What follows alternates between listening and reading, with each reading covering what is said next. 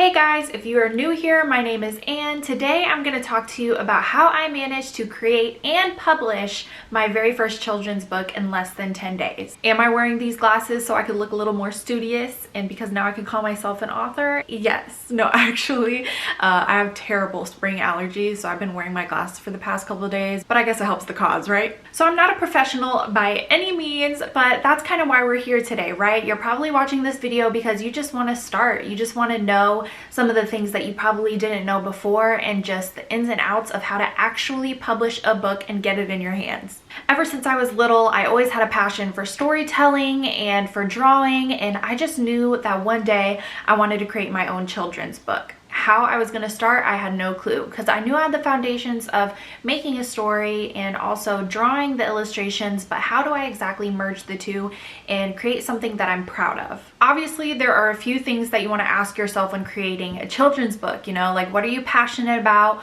What are the things that you want to relay and share with the world? And how do you want to go about it? So I feel like there are a number of ways that you can start with your children's book. Maybe you have a design already in mind. You already know that you want to get to the drawing board. Maybe you have a story and you haven't created the illustrations yet. Or maybe you're just kind of throwing the thought up in the air, kind of like I was. I knew in my heart that I wanted to create one. I just didn't know where to start. Truthfully, this idea kind of came to me out of nowhere, and then once it hit, I was literally working on it day after day, and that was the reason why I was able to work on it in 10 days because I was like, I gotta get it down on paper. If I don't, I'm gonna go crazy. I was literally going to sleep with it in my head, and I just had to get it out there. So I would say first things first is do your research, whether that's looking up videos like how you did and you came to this one. So I personally wanted to go the self-publish route. Amazon has this amazing thing through Kindle called Kindle Direct Publishing. And this means you can create your book without any upfront costs, without having to have a contact with some big publisher.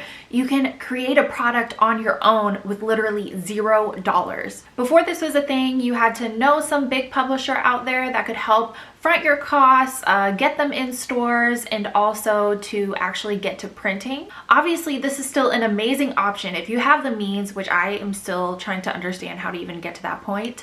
If you have the means to know someone who can help put your book on shelves and actually get it selling in stores, then that's awesome. But the reality is we live in an age where a lot of the things that we buy are online, and most times it's through Amazon. Through Kindle Direct Publishing, they cover all the printing stuff in-house, and basically whenever a customer orders your book, they then print it out and send it to them. Basically, they print them for you and send them out to your customers as they buy them. Instead of going through the hassle of getting your books printed, paying that upfront cost, and then kind of waiting until you get your profit back, you're basically just earning royalties. All you have to do is upload the files. But this also means that the marketing is in your hands, whereas a publisher usually kind of includes all that stuff for you. You kind of have to do it on your own. That's where I would make sure that I would go into researching about SEO. How can you make sure that when someone goes on Amazon and they put in some keywords that your book makes it to the top? So first things first, do your research. I'm glad that you found this video because that means you're kind of already there at step one. Do your research. Find the videos that help you the most on how to actually set up your book, how to upload it, the things that you might need to know about Kindle Direct Publishing, and also do some actual research where you are reading books that you like and start to take note of the things that you appreciate, whether it's like the style of the book, whether it's how they had it laid out, the size of the book in your hands, and all the other small details that you may not have thought of, like the copyright information and what you would want to include, the author biography. I'm still kind of working on that. I never feel like okay trying to explain who I am to other people. It's just kind of a weird feeling, but we're getting there. While I've always wanted to create a children's book, I was even more so inspired because ever since having my daughter Rhea, I have read to her every single night for bedtime, and I have just so much joy getting her new books, reading her new books, and flipping through the pages, seeing the artwork. It's absolutely a beautiful thing. When I went to the craft store one week, I actually ran into this woman, and she was commenting on my daughter, saying how cute she was and whatnot, and she was like, I actually draw kids for a living. And at first I was like, what do you mean? Like, do you draw portraits or whatever? And then she told me that she actually writes children's books, and I was just almost starstruck. I mean, I didn't know who she was, but I was just starstruck in the fact that I ran into a person who has actually written a children's books. Right then and there, I asked her just a few questions, and I was just kind of saying that, like, I want to make a book, I just don't know what. Like, how do I get started? I know that I can draw, I know that I'm pretty good with my words, I just don't know how to merge the two and just to get it out on paper. She basically told me, what is something that you would want to read to your daughter? What is something special to you that you would want to see on paper? Because I think one thing that I struggle with is the fact that a lot of children's books kind of have the same general message, and I just wanted to make sure that mine would stand out. So at this point, I also have to realize that I suffer from imposter syndrome, and something that I got to tell myself is, all because someone else did it doesn't mean you can't too. Now, obviously, I'm not saying plagiarize, I'm not saying copy someone's idea word for word or anything like that. But if it's a thought that came to your mind, you know, obviously do your research and make sure there's nothing crazy similar to it. But don't be afraid to explore your idea. So after you've done your research and you've looked through some of the books that you like, then maybe it's time to get to the drawing board. This is where I would literally just grab a piece of paper and start jotting your ideas down. You know, create a very rough outline of what you want your message to be. What do you want the overall theme to be? And then how can we illustrate that? What kind of characters would you like to include? I myself am terrible when it comes to sketching. I'm not gonna lie, for my very first project, I didn't go into sketching at all. I kind of went for it and just drew it. I will say it is an alphabet book, and so that kind of made the flow of it very easy for me. I went in, made an outline of obviously the letters of the alphabet, what I wanted each letter to represent. But in the midst of me creating the drawings, I was also thinking how I could create the rhymes and the words to go on the pages. So it was kind of a lot of back and forth. I had a Word document that I just kept with me whenever I had inspiration spark, and when I couldn't necessarily put my words on paper, that was when I was drawing. So I constantly had my mind working and just made sure that everything was kind of aligning as I was going. But I would totally recommend to sketch it out and obviously make a first draft. Don't expect your first draft to be absolutely perfect. For me, especially since I was making a rhyming book, I wanted to make sure that the beat kind of made sense, because if you've ever read a children's book, you can always tell when something's kind of off, and I didn't want that to happen. When I envision someone reading the book, I want them to feel a jolly feeling, almost as if they are singing a song. You don't have to sing it, but something that had like a very natural flow. Making something rhyme is a little bit harder than just to write out a short story. I just personally love when I read a children's book, if it rhymes, it just kind of makes me feel happy inside, all tingly, you know? In the midst of me creating this book as well, I was kind of referring to my family members and my partner. They were probably sick of me that week because I just kept calling them, reading things to them, showing them drawings, but ultimately I really valued their opinion. I based my first idea on Filipino cuisine, so of course I called my mom, I called my great aunt. Not only was my great aunt a teacher, she reads every day, but obviously she's also well versed in Filipino cuisine. I have memories of creating food with them. And as a Filipino American, I obviously wanted to make sure that I was relaying everything in a very authentic way. After you make your first draft, give it to your friend, give it to your close family members, let them read it.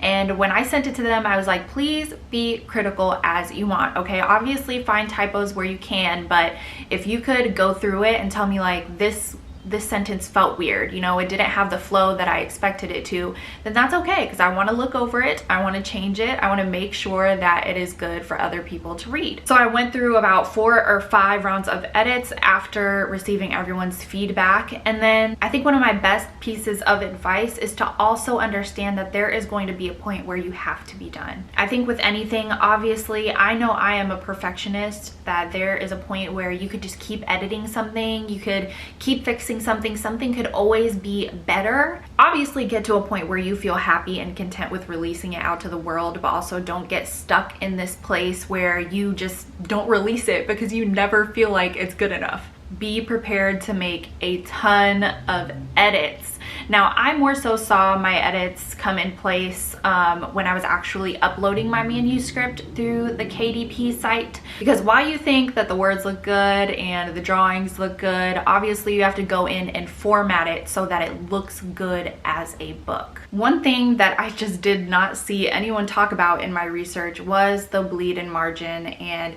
making sure that your settings were correct, and also to create your document in the same size that you want it printed.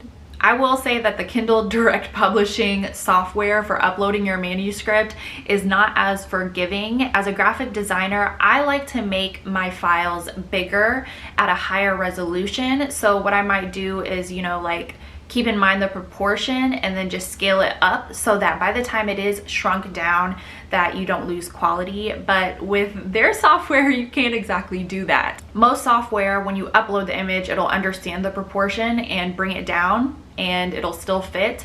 But this was not the case. When I uploaded it, it was huge. It was zoomed in and cropped, and it was so weird. And it honestly took me hours to get it right. It took me hours to not only fix it to that proportion, so I recreated the entire document. I made the size 8.5 inches by 8.5 inches, and I was almost there, because another important thing that you want to look into is the bleed and margin. Now, I literally went to school for graphic design, and they always put an emphasis on bleed and margin whenever it comes to printing. Is it something that I ignored all the time? Yes. Should I have ignored it? No. I will say that, like, I always kind of had it at the back of my mind.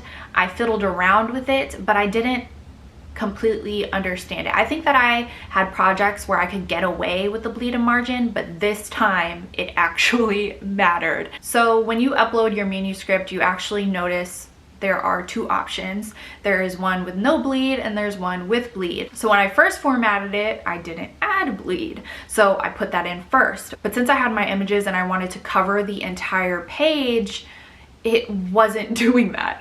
It was still giving me a white border. So I was like, okay, let me try and add bleed.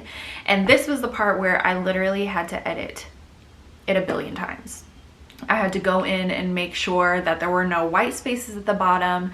I added bleed to my document, and I stretched everything out just so that it could actually run off of the page. I would say first things first is actually go to the Kindle Direct Publishing website and create your account and make sure that you can get approved for publishing, because it does take a day or two. They say it could take several days, but for me, it kind of got approved the next day. I don't know if that's the same for everyone. I would recommend actually creating your account, because then you can see all the settings and things that you have to go through before you actually format your book, because there are some things that I wish I knew. So obviously they have a few limitations. You can either print ebook, hardcover, and paper cover.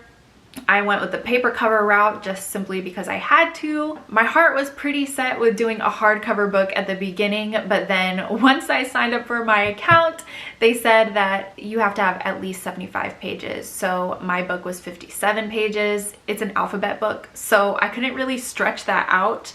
If you do manage to have 75 pages and you can make a hardcover book, they have set dimensions. I wanted my book to be square. They don't have that option for hardcover. So paper cover was my best option, and honestly I'm okay with it because I was still able to do the square dimension. Obviously they still have like the standard dimensions that they offer, but since it is a paper cover, they can basically chop it however you like, as long as it is a max of, I believe, 8.5 inches, at least wide. I think the height can be a little taller. Then when it gets to description and author bio and all that stuff, obviously you want it to be very appealing, you want it to sound professional, and you want to grab their attention. So in my description, I added like pictures, and I wanted to give them a peek inside of what it is, obviously without giving too much away, but you really want to sell yourself. So this is just going to be a general overview of my experience using Kindle Direct Publishing and some of the things that I wish I knew before I did my first book. I do plan on creating more videos diving deeper into the specifics of creating your own book and actually walking you through the site and trying to fine-tune literally all the little ins and outs, because I know that when it gets to actually uploading your manuscript, that can get very stressful. So if you're interested in more of those videos, make sure that you subscribe to my channel, but also follow me on Instagram. I am creating a subscription there where you can get a little closer to me and get some exclusive content on creating your own book.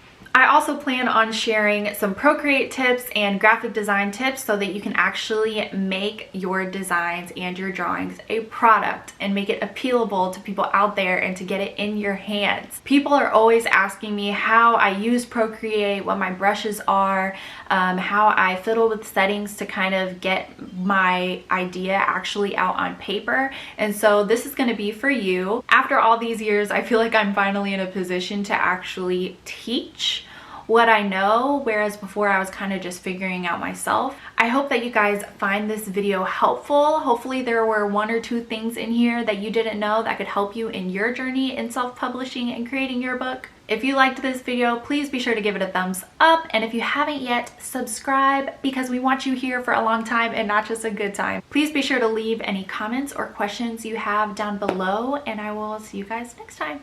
Thanks for watching.